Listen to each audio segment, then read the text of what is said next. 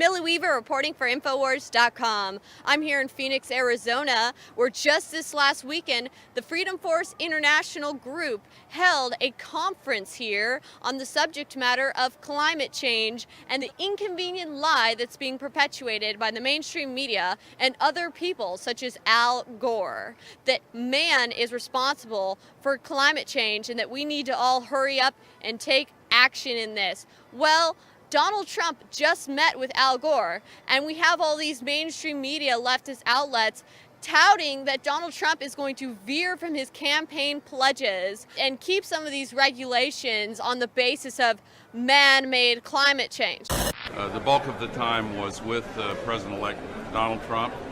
I found it an extremely interesting conversation and to be continued. And I'm just going to leave it at that. Thank you. Well, I have information that counters that. I just met with a man this weekend named Timothy Ball that spoke at this conference, who is scheduled to meet with Donald Trump's EPA pick. This is very important because this man has evidence that counters the beliefs and opinions of Al Gore. So let's go ahead and hear what he has to say.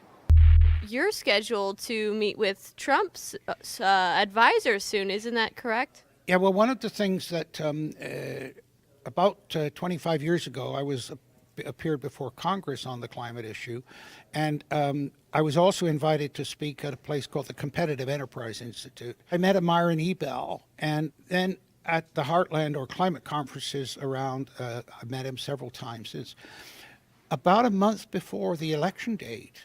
He was notified by the Trump people that he was going to be put in charge of deregulating EPA. So was invited to go and meet with Myron in Washington on the 12th of December, and we'll lay out the issues. He knows a lot of it, but one of the things I think I can contribute is providing him with ways of explaining to the politicians and to the public the complexities. When you burn ethanol, which of course is plant produced, and the government were telling people, oh, that when you burn ethanol, there's less CO2 produced than from fossil fuels. It's not true. It's simply not true. When you burn ethanol, you get far more CO2 produced, okay? But what they did was they said, oh, well, growing the plants takes CO2 out of the atmosphere, so we're giving them a net figure. But with the actual car going down the road, the ethanol car is putting out far more CO2 than the fossil fuel car. And of course, the government shifted the subsidies to corn producers, that they got far more money if they produced the corn and it went to the ethanol plant than if it went to the food plant. That led to a massive increase in basic food costs around the world. And I'll show you how that links.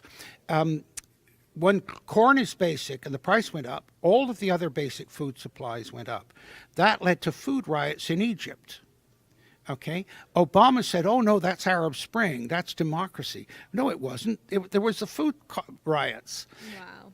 But Obama, of course, said, oh, well, we've got to get rid of Hosni Mubarak because he wanted to put the Muslim Brotherhood in. So he exploited a situation that his own policies in the corn market had created. But this is the kinds of clever and devious games that they use. What are some of the health or environmental effects that these supposed green energy projects can do? Well, the alternate energies, of course, are in terms of the bird kills, the bat kills, the environmental damage, the noise that they produce, the footprint. In order to replace a 1,000 megawatt coal station, you need acres and acres of land, because the turbines have got to be spread out because they interfere with each other. If you go by a wind turbine field, there's always one turbine turning. That's being driven by electricity off the grid because you need that energy to get the other wind turbines started, okay? Plus, once you're using wind power as a source of energy into the grid, you can only use about 12% of your total energy production from wind or solar, because if it disappears, the system will draw on the grid. And so the grid has to be able to pick up that power demand instantly. So what people don't know is when the wind turbines are turning, the coal plant is also running.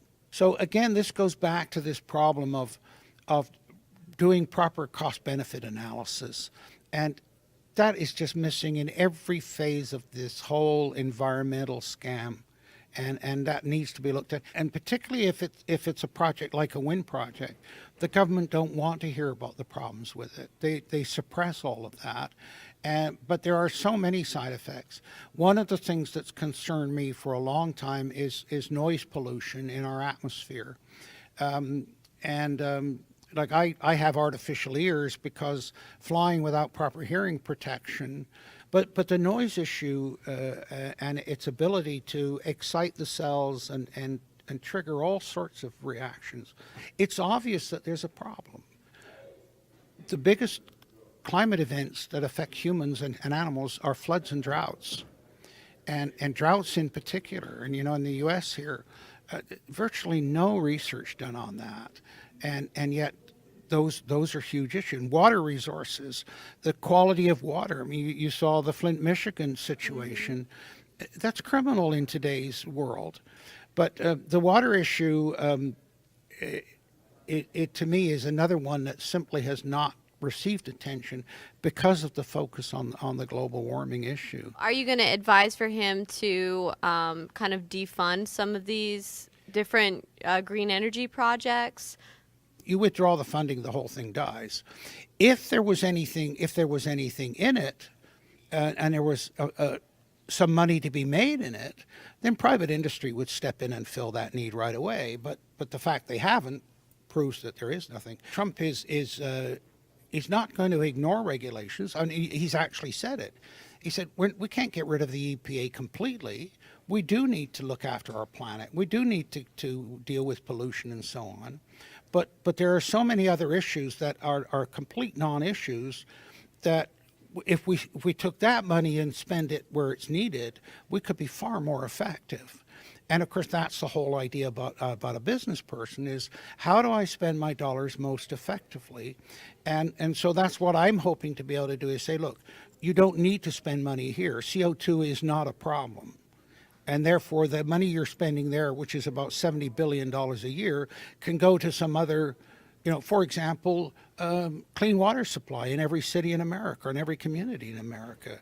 And this is the problem, that real issues have been pushed aside by these phony issues. I mean, they talk about fake news. This is fake science, but for a political agenda.